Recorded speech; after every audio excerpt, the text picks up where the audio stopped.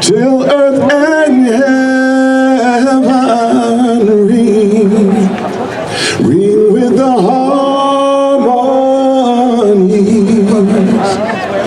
of liberty. Let our rejoicing rise high as the listening sky. Let it resound loud as the rolling sea. Sing a song full of the faith that the dark past has taught us. Sing a song full of the hope that the present has brought. Facing the rising sun of a new day begun. Let us march on till victory is won.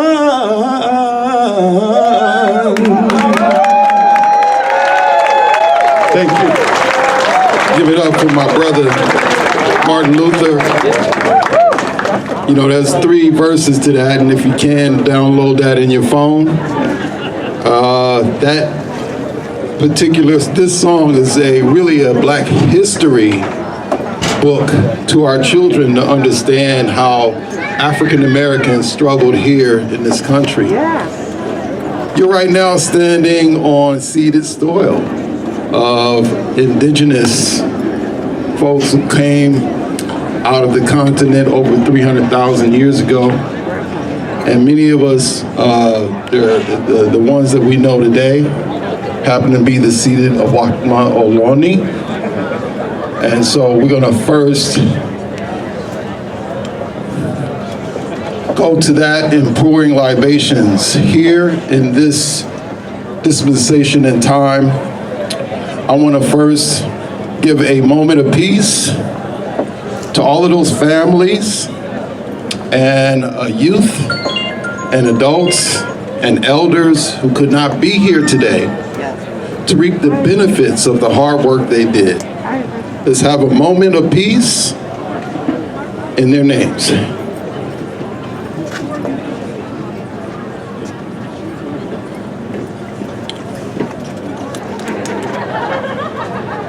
Let us say Ashe. Ashe. Say Ashe one more time. Ashe. So I have some water here. I took the label off because I don't want to promote any particular company. We're just pouring water to our ancestors who made it possible for us to stand here. Did you know that over a period of 400 years, it took 30,000 ancestors for you to stand here today?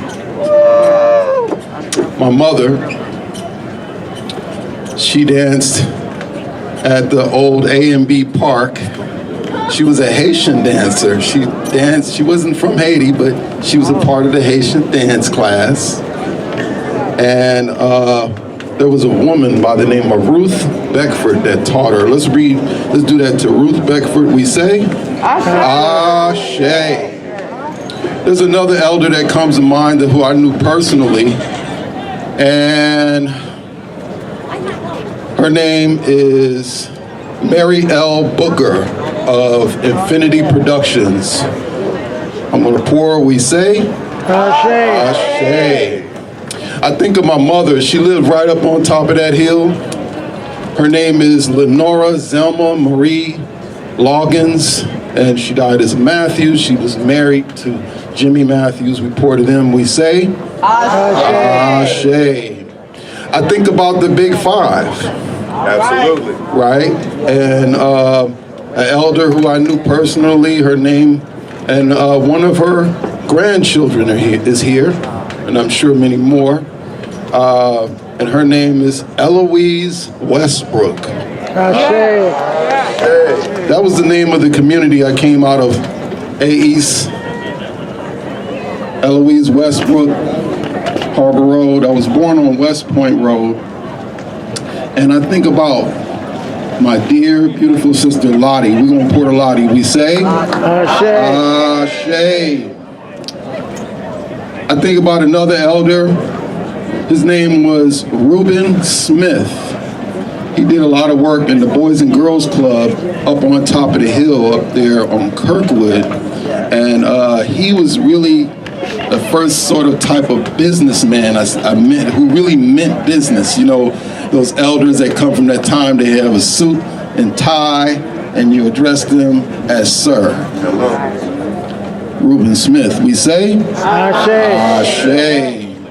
I think about the many children who went through a hell of a cost in the 80s, who lost their lives up there on the hill, trying to figure out what it meant to be a man or what it meant to represent something. They came out of a history. There was one young man by the name of Matthew Johnson. We say Ashe. Matthew Johnson was a young man who was slain on top of the hill. If you get a chance, check out the film of James Baldwin, who was right up on top of the hill we write for James Baldwin. We'll say Ashe. There are many more ancestors that I can be here all day. I just got the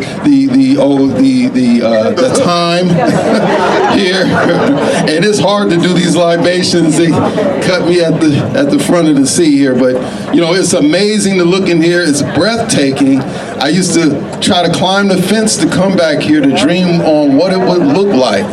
So let's give a round of applause to all of those who made this possible today, and yourselves. San Francisco Parks and Rec. Yes. Let's give it a breathe. That's right. Mayor, what she got? She got the jacket, so I see it. Okay. I'm gonna hurry up. Look, I see why we gotta get up. That's why we gotta get on stage. We gotta go. In the meantime, I love you, community. All of my community that works so hard to work with our children, teaching them dance. We have a sister here, our sister Yvonne. Let's give her a round of applause. And you know, a lot of our mothers lost their children, but they kept doing the work. And I just want to make sure that we, number one, give love to yourselves, and most of all, those who made it possible. And I'll pour, and we'll all say, Ashe.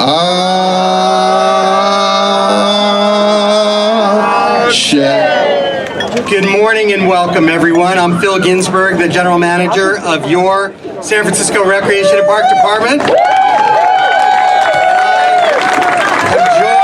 My co-MC today, the incredible, amazing, passionate, determined, resilient Executive Director of the A. Philip Randolph Institute, Jackie Bryant.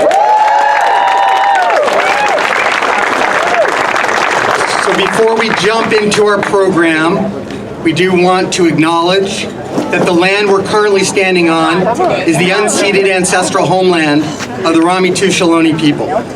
As stewards of parkland, the Rec and Park Commission and the Recreation and Park Department recognizes our duty to honor the Ohlone through thoughtful and informed preservation and interpretation of ancestral land. As uninvited guests, let us all affirm their sovereign rights as First Peoples and pay our respects to the ancestors, elders, and relatives of the Ramaytush Ohlone community. Thank you. The guests are up already in the beginning, but it's now my pleasure to introduce someone who's been an integral part of this journey, longer than I've been, someone I've had the privilege of working alongside every day for the past 10 years, Jackie Bryant.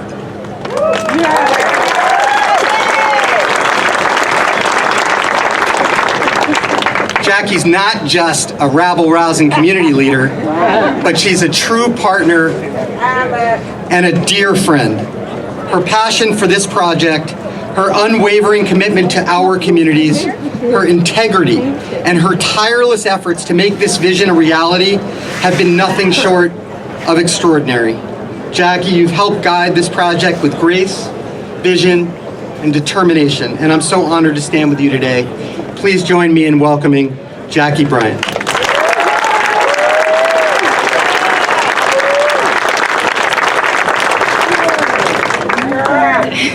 Thank you so much, Phil. And I just have to take a second to look out and look at how beautiful this space is today. I want to take a moment just to honor a few folks that have been leaders and advocates in this community, but aren't physically here with us. They are looking down at us right now, shining all kind of love and joy into this space. So my big five, my folks that helped advocate and teach me how to work with community were Miss Lottie Titus, Miss Tessie Esther, Miss Marie Harrison, Miss Mindy Kenner, and Dr. Espanola Jackson. It is my great honor to introduce our mayor, London Breed.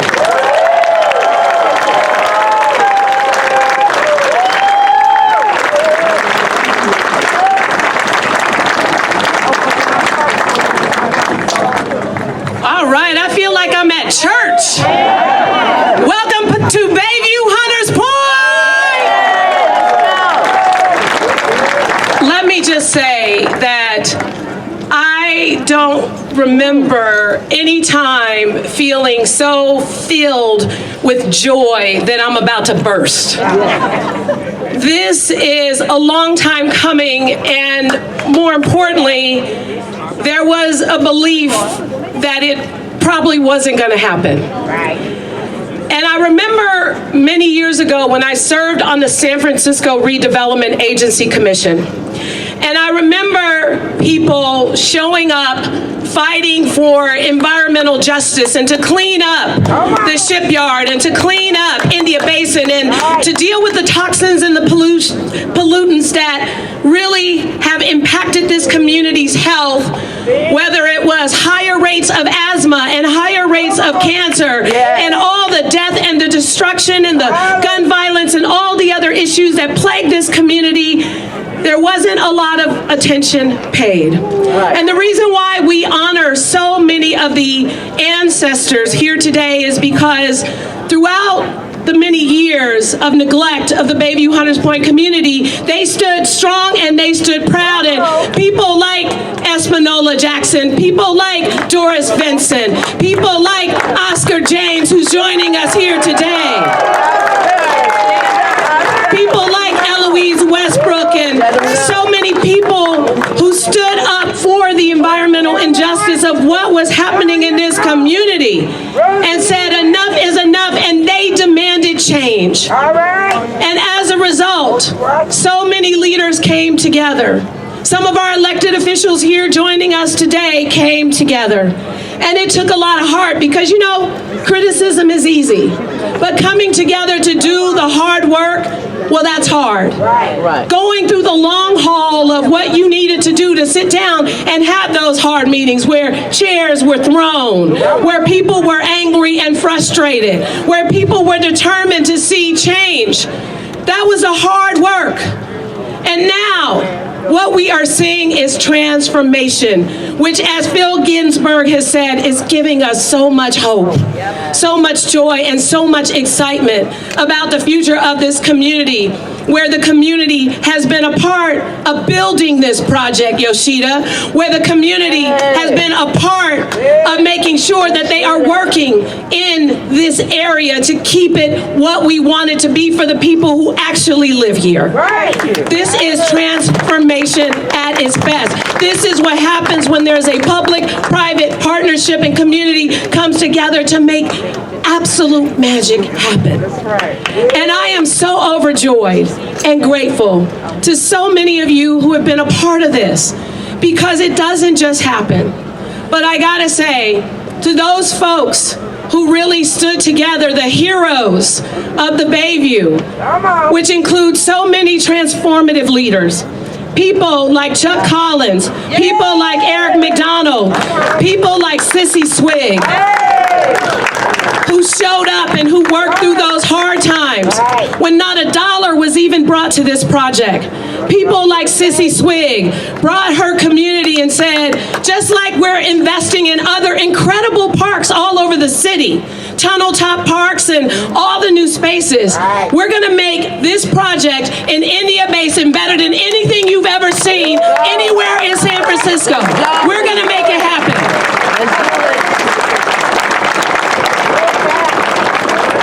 And so many of you invested. And it couldn't have been as community focused if it wasn't for Jackie's leadership and A. Philip Randolph Institute. And thank you to the Trust for Public Land, to the San Francisco Foundation. I see you, Fred Blackwell. Thank you to the Parks Alliance and all the various organizations that helped to come together. But let me just acknowledge, finally, as I wrap up, because I can go on and on and on. We love you. Let me just say to Crankstart, thank you so much for the significant contribution and investing in the Bayview. Thank you to the John Pritzker Family Fund for making such a significant contribution. Thank you to all of the folks who are joining us here today, because you could have chosen to invest your money anywhere, but you chose the Bayview Hunters Point community because you trusted and respect community, and you supported the people who were trying to make this project possible. It would not happen if it weren't for those relationships. It wouldn't have happened had it not been for our state investments and our local investments and the voters of San Francisco. When you approve the bonds that we put on the ballot, like right now, Proposition B, you make it possible to invest in projects that are transformative, like the one we are here today. And last but not least, you know, this guy drives me crazy. This guy will not let up. And when I say won't let up, he is relentless in his pursuit to make sure that our park system are not only the best in the country, he does everything he can to make sure that our park system is a driving force around equity. But Phil Ginsburg and the Recreation and Park Department, when it was easy to focus on other parks and not see the vision of what this could be, when it was easy to focus on the parks that all look good and this place needed a champion, Phil Ginsburg was that champion. And so we thank him and all the staff of the Recreation and Parks Department for continuing to drive this park, and again, to not make it about you, but to make it about the community. That's what today is about. All of these folks came together and created a nice woven fabric of success that serves this community in such an extraordinary way. And I am so honored and grateful for each and every one of you in the roles that you played.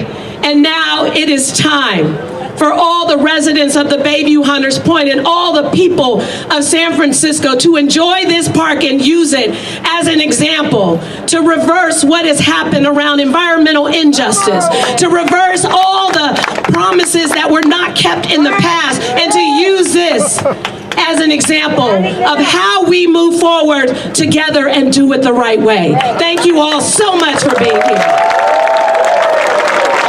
Okay, here we go. 5, 4, 3, 2, 1.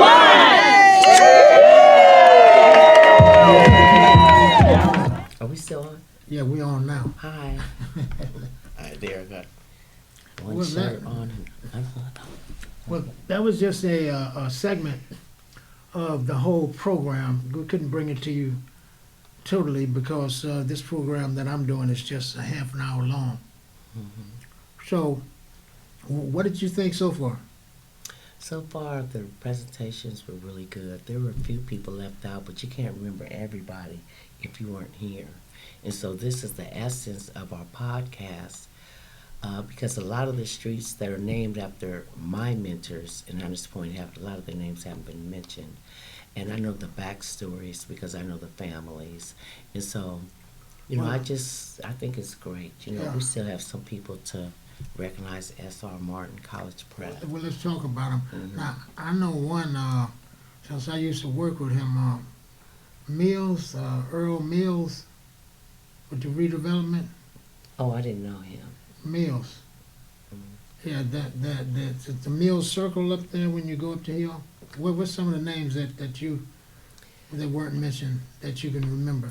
Well, when you were showing the footage, I was in the Rotary. I was a member of the Rotary Club, voted in by the founders, Lewis and Rebs, and Reuben Smith. Reuben Smith. Reuben Smith. Oh my God, he was my partner, and he started a turkey drive in Hunters Point. And one of the members was saying, "Well, why don't you go to Amby's Park?" But I said, "But there's a lot of seniors that cannot leave their homes." And so I was with Reuben, and we started the turkey drive up in Hunters Point. And then, of course, we had somebody from another community. I'm not going to mention her name. Oh, I think her name was Nine, anyway. They come and change the whole game. But we do a lot of positive things, Well, I reached out to Oscar James, Oscar, yes. and he called while the program was playing. And we're going to have him on the show, Oscar James, and he's going to talk a little bit about, you and him going to talk about you guys, The community. the community, because I'm from South Park, That's a little park. That's a little park down by the downtown by the ballpark.